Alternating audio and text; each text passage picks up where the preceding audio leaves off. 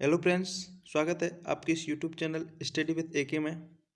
दोस्तों, सीटेट 2021 जो 1 से 5 तक का जो फर्स्ट लेवल है उसका जो पेपर हुआ था उसका आज सॉल्यूशन हम करने वाले हैं। वो भी चाइल्ड डेवलपमेंट एंड पेडागोजी का पोर्शन है। बाल विकास एवं शिक्षा शास्त्र का जो पोर्शन है उसमें जो 30 प्रश्न आते हैं आपके। आशा करता हूं दोस्तों सीटेट का एग्ज़ाम आपका अच्छा गया होगा और आपने बहुत से प्रश्नों को अच्छे से अटेंड किया होगा। तो दोस्तों, आज हम इस बाल विकास और शिक्षा शास्त्र वाले जो सीटेट का जो भाग है उसको हम सोल्व करने जा रहे हैं। तो दोस्तों, आप पूरी तल्लीनता के साथ इस सॉल्यूशन को देखना। मैं ज़्यादा समय नहीं लूँगा आपका। आप अपने जितने भी आपने जो प्रश्न अटेंड किए हैं उनका आप मिलान करना और फिर आप बाद में कमेंट बॉक्स में ज़रूर लिख करके बताना कि आपके कितने प्रश्न सही थे। तो चलिए शुरू करते हैं। आज का पहला प्रश्न सीटेट 2021 का जो पेपर है जो हुआ था 31 जनवरी का, उसका आज सॉल्यूशन हम लेकर के आए। तो चलिए दोस्तों शुरू करते हैं। प्रश्न है आपका कि अधिगम के लिए निम्न में से कौन सी धारणा है जो उपयुक्त है। अधिगम के लिए कौन सी धारणा है जो उपयुक्त है। दोस्तों, इसमें हम अगर ऑप्शन नंबर फर्स्ट की बात करें तो इसमें क्या कहता है कि असफलता नियंत्रण, तो ये तो होगा ही नहीं। असफलता नियंत्रण तो अधिगम से कोई रिलेट करता ही नहीं है। योग्यता सुधार हम देख सकते हैं, लेकिन अगले और ऑप्शन की ओर बढ़ते हैं तो योग्यता अटल ये भी नहीं हो सकता। प्रयासों में कोई फर्क नहीं, ये भी नहीं हो सकता। तो आपका जो राइट आंसर होगा वो कौन सा होगा? ऑप्शन नंबर 2 होगा, योग्यता सुधार है। अगले प्रश्न की ओर बढ़ते हैं। दोस्तों, बहुत ही शानदार पेपर आया है। जितना ज़्यादा अगर हम टफ की बात करें तो ज़्यादा टफ भी नहीं है, लेकिन आप अपने जितने भी क्वेश्चन सही हुए वो ज़रूर बताना और अपना मिलान करना कि आपने कितने प्रश्न सही किए हैं। आशा करता हूं कि आपने बहुत अच्छा प्रश्न, अच्छा जो स्तर है वो आपका स्कोर है वो पहुंचेगा। तो चलिए दूसरे प्रश्न की ओर बढ़ते हैं कि निम्न में से कौन सी परिपाटी है जो विद्यार्थियों में संकल्पना समझ की बढ़ोतरी को करने में सहायक होती है। तो देखिए, विद्यार्थियों में अगर संकल्पना और समझ की बढ़ोतरी करनी है तो इसमें अन्वेषण एवं संवाद आ जाएगा। ऑप्शन नंबर 1 आपका राइट आंसर हो जाएगा। अगला प्रश्न है तीसरा। दोस्तों, वीडियो को लाइक ज़रूर कर देना और अपने दोस्तों को भी शेयर करना ताकि वो भी अपने स्तर को चेक कर सकें कि उन्होंने कौन कौन से प्रश्न है वो सही किए और कौन कौन से गलत किए। और साथ ही चैनल पर नए हो तो प्लीज़ दोस्तों चैनल को सब्सक्राइब भी कर लें और बेल की घंटी को भी दबा लें ताकि आने वाली हर एक वीडियो का नोटिफिकेशन है वो हमारे पास आ सके। और दोस्तों, जो रीड की स्पेशली रीड की तैयारी कर रहे हैं उन दोस्तों के लिए मॉडल पेपर भी मैं आपके सामने लेकर के आता हूँ, तो वो भी हमारे चैनल से जुड़ सकते हैं। तो चलिए प्रश्न की ओर बढ़ते हैं कि बच्चों में सीखने की कठिनाइयाँ होती हैं, कब होती हैं? जब विषय वस्तु को बहुरूपों में प्रस्तुत करना है, या सूचना को अलग अलग टुकड़ों में प्रस्तुत किया जाए, या वे आंतरिक रूप से अभिप्रेरित हो, या चौथा की बात करें तो अधिगम सामाजिक संदर्भ में हो। तो देखिए प्रश्न क्या कह रहा है कि बच्चों को सीखने की कठिनाइयाँ हैं। जब सीखने की कठिनाई कब होती हैं? जब सूचनाओं को अलग अलग टुकड़ों में प्रस्तुत कर दिया जाए। तो ऑप्शन नंबर 2 आपका राइट आंसर हो जाएगा। अगला प्रश्न की ओर बढ़ते हैं। अगला प्रश्न है कि अधिगम की सर्वोत्तम अवस्था कौन सी है। जी हाँ दोस्तों, अधिगम की जो सर्वोत्तम अवस्था है वो कौन सी होती है? कोई भी उत्तेजना नहीं हो या कोई भी भय नहीं हो, उच्च उत्तेजना या उच्च भय, निम्न उत्तेजना या उच्च भय, और संतुलन उत्तेजना या कोई भय नहीं। तो देखिए इसका जो राइट आंसर होगा ऑप्शन नंबर 4 हो जाएगा कि संतुलन उत्तेजना या कोई भय नहीं है। नेक्स्ट प्रश्न की ओर बढ़ते हैं। अगला प्रश्न आता है 5वां कि अधिगम का संरचनात्मक विचार ये सुझाव देता है कि ज्ञान की संरचना में, अधिगम का जो संरचनात्मक विचार होता है वो ये सुझाव देता है कि ज्ञान की संरचना में बच्चे पूर्ण रूप से पाठ्य पुस्तक पर निर्भर हों। ये तो नहीं हो सकता।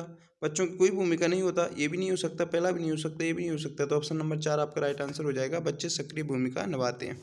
अगला प्रश्न है, अगला प्रश्न देखते हैं। पहले प्रश्न को पढ़ते हैं कि एक कार्य के दौरान सायना स्वयं से बात कर रही है। किससे बात कर रही है? स्वयं से बात कर रही है। तो किसी कार्य को किस प्रकार प्रगति कर सकती है कि वो लेव वाइगोस्की के भाषा और चिंतन सोच के बारे में विचारों के अनुसार यह किस तरह का व्यक्तिगत वाक है। तो दोस्तों ये होगा आपका स्वयं नियमन। क्या होगा? स्वयं नियमन। ऑप्शन नंबर 3 आपका राइट आंसर हो जाएगा। दोस्तों सीटेट में एक वाइगोस्की है एक कोलबर्ग है, जीन पियाजे और बहुपदी सिद्धांत जो गार्डनर है, इन 3-4 जो मनोवैज्ञानिक है, इनसे कम से कम 2 से 3 प्रश्न आते हैं, तो इनको अच्छे तरीके से आपको क्लियर करना होता है। अगला प्रश्न आता है, प्रश्न नंबर 7वां है कि मूल्यांकन पद्धतियों का लक्ष्य होना चाहिए। दोस्तों, मूल्यांकन पद्धतियों का लक्ष्य क्या होना चाहिए?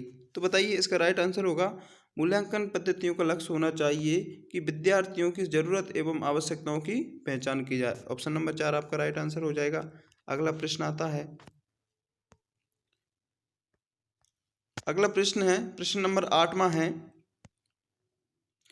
कि बच्चों के विकास की व्यक्तिगत भिन्नताओं को किस पर प्रतिरूपित किया जा सकता है। देखिए, एक बच्चा है और एक बच्चे के जो विकास की व्यक्तिगत भिन्नताएं उनको किसके ऊपर है ना प्रतिरूपित किया जा सकता है, तो इसमें आएगा आनुवांशिक एवं पर्यावरण की पारस्परिकता। ऑप्शन नंबर 1 आपका राइट आंसर हो जाएगा। अगला प्रश्न आता है, प्रश्न है वही 9वां कि एक खेल प्रक्रिया के दौरान चोट लगने पर रोहन रोने लगता है और यह देखकर उसके पिता ने कहा कि लड़कियों की तरह व्यवहार न करो क्योंकि लड़के रोते नहीं हैं। ये कथन है।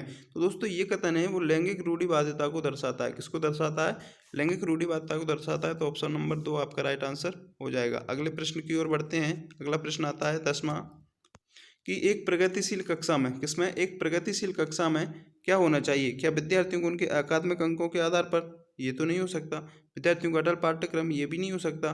विद्यार्थियों में प्रतिस्पर्धा? तो ये भी नहीं हो सकता। तो क्या होगा कि ज्ञान की संरचना के लिए प्रचुर मौके प्रदान करना चाहिए। ऑप्शन नंबर 4 आपका राइट आंसर हो जाएगा। अगला प्रश्न है 11वां, एक गतिविधि के दौरान छात्र संघर्ष करता देख एक अध्यापिका बच्चों को संकेत के इशारे जैसे क्या, क्यों, कैसे प्रदान फैसला लेती है। तो लेव वाइगोत्स्की के सिद्धांत के अनुसार ये अध्यापिका की ये योजना होती है, वो क्या होती है? देखिए, प्रश्न को अच्छे तरीके से एक बार और पढ़ लेना है कि एक गतिविधि है और इस गतिविधि के दौरान छात्रों को संघर्ष करते देख एक अध्यापिका बच्चों को संकेत और इशारों जैसे क्या है, कैसे है, क्यों है प्रदान करने का जो फैसला लेती है। तो ये लेव वाइगोत्स्की के सिद्धांत के अनुसार यह अध्यापिका योजना बना रही है कि अधिगम की प्रक्रिया अर्थहीन हो सकती है। ये नहीं हो सकता। बच्चों को अधिगम के लिए अनुप्रेरित करना, निष्प्रेरित करना, ये भी नहीं हो सकता। नेक्स्ट आता है कि अधिगम के लिए पाढ़ आधारभूत, ये सही हो सकता है। पाढ़, मचान, ये ढांचा, ये इसके लिए शब्द का प्रयोग किया था। तो ऑप्शन नंबर 3 आपका राइट आंसर हो जाएगा। अगला प्रश्न आता है, बच्चों में समाजीकरण के संदर्भ में कौन सा कथन सही है? दोस्तों, इसका राइट आंसर बताना है कि जो बच्चे हैं उसके समाजीकरण के संदर्भ में कौन सा कथन सही है। तो देखिए, इसके संदर्भ में क्या होता है कि जो विद्यालय है वो समाजीकरण का द्वितीय कारक होता है और परिवार है ना वो प्राथमिक कारक होता है। तो ऑप्शन नंबर 2 आपका राइट आंसर इसका वो सही हो जाएगा। ये प्रश्न हॉवर्ड गार्डनर के बहुविध सिद्धांत से आया है, तो ये तो आपको आएगा वो कितना सरल प्रश्न है कि बुद्धि के सिद्धांत जोर देता है। तो बुद्धि का सिद्धांत क्या जोर देता है? विभिन्न प्रकार की बुद्धिमत्ताओं से। इसमें उन्होंने 8 प्रकार की बुद्धियों का वर्णन किया था। 14वां प्रश्न आता है, ये प्रश्न बहुत ही शानदार प्रश्न है दोस्तों। ये क्या होता है कि लॉरेंस कोलबर्ग के सिद्धांत के अनुसार किसी भी कार्य को इसलिए करना चाहिए क्योंकि दूसरे इसे स्वीकृति देते हैं। प्रश्न क्या है कि लॉरेंस कोलबर्ग के सिद्धांत के अनुसार किसी भी कार्य को इसलिए करना चाहिए क्योंकि दूसरे इसे स्वीकृति देते हैं। ये नैतिक पक्ष के कौन से को दर्शाता है? तो दोस्तों, इसका जो राइट आंसर मेरे हिसाब से प्रत्यागत अवस्था होना चाहिए। क्यों होना चाहिए? क्योंकि प्रत्यागत अवस्था की जो लॉरेंस कोलबर्ग ने अपने सिद्धांत 3 अवस्थाएं और 6 उप अवस्थाएं बताई थी। तो इसमें एक तो पूर्व परंपरागत अवस्था, एक परंपरागत अवस्था, एक उत्तर परंपरागत अवस्था। इसमें परंपरागत अवस्था में से इसने 2 जो उपावस्थाएं बताई थी, वो एक थी स्वयं को उत्तम बनाना या अच्छा लड़का या अच्छी लड़की, और दूसरा होता है सामाजिक अनुरूपता के अंतर्गत। तो इसमें जो स्वयं को उत्तम बनाना या अच्छा लड़का या अच्छा लड़की, तो इसमें क्या होता है कि जो बालक होता है वो समाज में एक अपने आप को एक अच्छा सामाजिक प्राणी के रूप में प्रदर्शित करने की कोशिश करता है। अर्थात इसमें जो दूसरे उसके कार्य को स्वीकृति देते हैं। क्यों देते हैं? कि वो अच्छा कार्य करता है। तो इसके अंतर्गत प्रत्यागत अवस्था मेरे हिसाब से होना चाहिए। बाकी आपके हिसाब से आप बताना कौन सा होगा। आप कमेंट बॉक्स में इसका राइट आंसर आपके हिसाब से जरूर बताना कि 14 में कौन सा होगा। मेरे हिसाब से तो तीसरा होना चाहिए। अगला प्रश्न है 15वां प्रश्न आता है कि विकास के संदर्भ में निम्न में से कौन सा कथन है वह सही है। तो ये तो आपको आ ही गया होगा कि विकास एक बहुआयामी होता है। ऑप्शन नंबर 1 आपका राइट आंसर हो जाएगा। प्रश्न नंबर 16 आता है कि लेव वाइगोस्की का सामाजिक सांस्कृतिक परिक्षेप है जो अधिगम की प्रक्रिया के महत्व पर जोर देता है, तो ये सांस्कृतिक उपकरणों के अंतर्गत आ जाएगा। ऑप्शन नंबर 2 आपका राइट आंसर हो जाएगा। अगला प्रश्न है जीन पियाजे, बहुत ही शानदार लल्लन टॉप प्रश्न है क्योंकि ये प्रश्न बहुत सी परीक्षाओं में पूछा गया है। एज इट इज केवल शब्दों का वर्क होता है। तो कि जीन पियाजे के संज्ञानात्मक विकास के सिद्धांत में संज्ञानात्मक संरचनाओं के रूप में किसको दर्शाता है, तो स्कीमा को दर्शाता है, इसे मनोबंध भी कहते हैं। तो इस देखिए जहाँ संरचना शब्द आ जाता है जीन पियाजे के संबंध में, तो कहाँ पर पहुंच जाएंगे आप, स्कीमा पर पहुंच जाएंगे। ऑप्शन नंबर 1 आपका राइट आंसर हो जाएगा। अगला प्रश्न जीन पियाजे से एक और प्रश्न आ जाता है कि जीन पियाजे के संज्ञानात्मक विकास के सिद्धांत में पूर्व सक्रियात्मक अवस्था में विकास का जो मुख्य गुण होता है वो क्या होता है। तो देखिए इसका जो मुख्य गुण होता है वो होता है विचार एवं सोच में केंद्रीकरण। ये तो होगा ही नहीं, अमूर्त सोच भी नहीं होगा, परिकल्पनात्मक निगमनात्मक सोच भी नहीं होगा। तो ऑप्शन नंबर 3 आपका राइट आंसर हो जाएगा। अगला प्रश्न आता है 19वां और ये कहता है कि दिव्यांगजन अधिकार अधिनियम 2016 के अनुसार निम्न में से किस शब्दावली का प्रयोग किया गया है। देखिए दिव्यांगजन अधिकार की बात कर रहा है और 2016 की बात कर रहा है, तो इसमें ये बताया गया है कि छात्रों की शारीरिक दिव्यांगता है। तो ऑप्शन नंबर 4 आपका राइट आंसर हो जाएगा। अगला प्रश्न ये भी जीन पियाजे सिद्धांत से रिलेट करता है कि जन्म से किशोरावस्था तक के जो बच्चों में विकास होता है वो किस क्रम में होता है। देखिए इसमें होता है संवेदीकामक अवस्था, दूसरा होता है पूर्व सक्रियात्मक अवस्था, तीसरा होता है मूर्त सक्रियात्मक अवस्था और चौथा होता है औपचारिक सक्रियात्मक अवस्था, इसे हम अमूर्त भी बोलते हैं। तो इसमें कौन सा आ जाएगा, सांवेदिक, मूर्त और अमूर्त। तो आपका ऑप्शन नंबर 2 आपका राइट आंसर हो जाएगा। कौन सा होगा, ऑप्शन नंबर 2।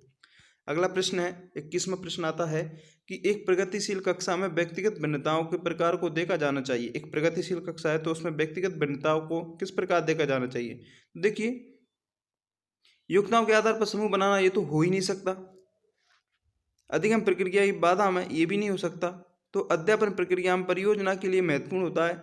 ये ऑप्शन नंबर 1 आपका राइट आंसर हो जाएगा। 22वां क्वेश्चन आता है, 22वां है कि एक समावेशी कक्षा में हर बच्चे के सामर्थ्य के अधिगम पर अवसर प्रदान करना चाहिए। समावेशी कक्षा में हर सभी के लिए, चाहे वो मंदबुद्धि हो, चाहे विशिष्ट बालक हो, चाहे प्रतिभाशाली हो, चाहे कैसा भी हो, तो इसमें सभी का लिए एक जोर समान दिया जाता है। अगला प्रश्न आता है, प्रश्न है कि समस्या समाधान की क्षमताओं को किस प्रकार सुसाध्य किया जा सकता है। देखिए समस्या समाधान है और समस्या समाधान की जो क्षमता है उसको विद्यार्थियों में डर भावना तो हो ही नहीं सकता, लगातार भी ये नहीं हो सकता क्योंकि लगातार में भी नीरसता आ जाती है, समस्याओं के अटल हेतु ये भी नहीं हो सकता। तो ऑप्शन नंबर 4 आपका आंसर हो जाएगा राइट, कि समरूपों के इस्तेमाल को बढ़ावा देना। अगला प्रश्न आता है कि अधिगम कठिनाइयों से जूझते छात्रों की जरूरतों को संबोधित करने के लिए एक अध्यापक को क्या नहीं करना चाहिए। तो देखिए अधिगम कठिनाइयों जूझ रहा है छात्र, उसको संबोधित करने के लिए कक्षा को शिक्षा शास्त्र व आकलन के जटिल संरचनाओं का प्रयोग नहीं करना चाहिए बल्कि उसके स्तर के अनुसार करना चाहिए। तो ऑप्शन नंबर 1 आपका राइट आंसर हो जाएगा। अगला प्रश्न आता है 25वां कि सृजनात्मकता की पहचान का प्रमुख लक्षण क्या है। देखिए सृजनात्मकता की पहचान का प्रमुख लक्षण बता रहा है, तो सृजनात्मकता की पहचान का प्रमुख लक्षण कौन सा जाएगा, अपसारी चिंतन आ जाएगा। ऑप्शन नंबर 3 आपका राइट आंसर हो जाएगा। प्रश्न 26वां आता है कि विविध पृष्ठभूमियों के अधिगमकर्ताओं को संबोधित करने हेतु एक अध्यापक को क्या करना चाहिए। क्या ऐसे कथनों का इस्तेमाल करना चाहिए जो नकारात्मक रूढ़िबद्ध अवधारणाओं को, तो ये तो नहीं हो सकता। विविधता संबंधी मुद्दों पर बातचीत को टालना चाहिए, ये भी नहीं हो सकता। विविध विन्यासों का उदाहरण लेना चाहिए, ये हो सकता है। लेकिन हम चौथे ऑप्शन को और देखते हैं कि सभी के लिए मानकीकृत आकलनों का इस्तेमाल, ये नहीं हो सकता। तो ऑप्शन नंबर 3 आपका राइट आंसर हो जाएगा। प्रश्न नंबर 27वां आता है, एक अध्यापिका को नीचे दिए गए कार्यकलापों में छात्रों की विभिन्न त्रुटियों को विश्लेषण करना चाहिए। कैसे करना चाहिए कि अधिगम केवल त्रुटियों का शोधन निर्भर करती है, ये भी नहीं हो सकता। इसके आधार पर वह दंड की मात्रा निर्धारित कर सकती है, दंड तो देना ही नहीं है अपन को। त्रुटियों की समझ अध्यापन व अधिगम की अर्थपूर्ण हो सकता है। ऑप्शन नंबर 3 आपका राइट आंसर हो जाएगा। अगला प्रश्न आता है कि अधिगम की अभिप्रेरणा को किस प्रकार कायम रखा जा सकता है। तो अधिगम की अभिप्रेरणा को हम कायम रख सकते हैं ना, तो किस प्रकार रखेंगे? यंत्रवत तो होगा ही नहीं, बच्चों को आंतरिक भी नहीं हो सकता, प्रवीणता आंतरिक भी नहीं हो सकता, तो बच्चों को बहुत आसान क्रियाकलाप देकर ऑप्शन नंबर 4 आपका राइट आंसर हो जाएगा। प्रश्न नंबर 29 में आता है कि सरविंद की किस के भाव को अध्यापन व अध्यापन प्रक्रिया के बारंबार पैदा करता है? ये भी नहीं हो सकता। वे संज्ञान में संबंध नहीं रखता, ये संज्ञान का नकारात्मक प्रभाव पड़ता है, इसको देखते हैं। और बच्चों को अधिगम, ये भी नहीं हो सकता, तो ऑप्शन नंबर 3 आपका राइट आंसर हो जाएगा। अगला प्रश्न है, लास्ट प्रश्न है दोस्तों, निम्न में से अध्यापन अधिगम का सबसे प्रभावशाली माध्यम कौन सा है? तो देखिए, जो अध्यापन अधिगम है उसका सबसे प्रभावशाली माध्यम क्या होता है कि संकल्पनाओं के बीच संबंध को खोजना। ऑप्शन नंबर 3 आपका राइट आंसर हो जाएगा। दोस्तों, ये था आपका जो सीटेट 2021 31 जुलाई का जो टेस्ट पेपर था। तो बताइए साथियों, इसमें से आपने कितने प्रश्न वो सही हुए थे और कैसा लगा? आपका जो स्तर था वो आप खुद चेक कर सकते हो। दोस्तों, वीडियो अच्छा लगा हो तो लाइक ज़रूर कर देना, अपने दोस्तों को भी शेयर करना ताकि वो भी अपने आंसर की को चेक कर सकें और अपने आंसर मिला सकें। तो साथियों, चैनल पर नए हो तो चैनल को सब्सक्राइब जरूर कर लें और बेल की घंटी को भी दबा लें ताकि आने वाला हर एक वीडियो का नोटिफिकेशन है वो आपके पास आ सके। और विशेष तौर पर रीट वाले विद्यार्थियों को जो पर्यावरण के संदर्भ में नया सिलेबस जुड़ा है उसके इस पर्यावरण के संपूर्ण टॉपिकों को मैं करवाया है साथियों। और साइकोलॉजी की टेस्ट मॉडल टेस्ट पेपर की जो सीरीज है वो भी हमने चला रखी है, बहुत ही शानदार है। अपनी पब्लिकेशन में से जो मॉडल टेस्ट पेपर हैं वो मैं आपके सामने लेकर गया। तो चलिए दोस्तों, मिलते हैं एक नई वीडियो के साथ, तब तक के लिए जय हिंद, जय भारत।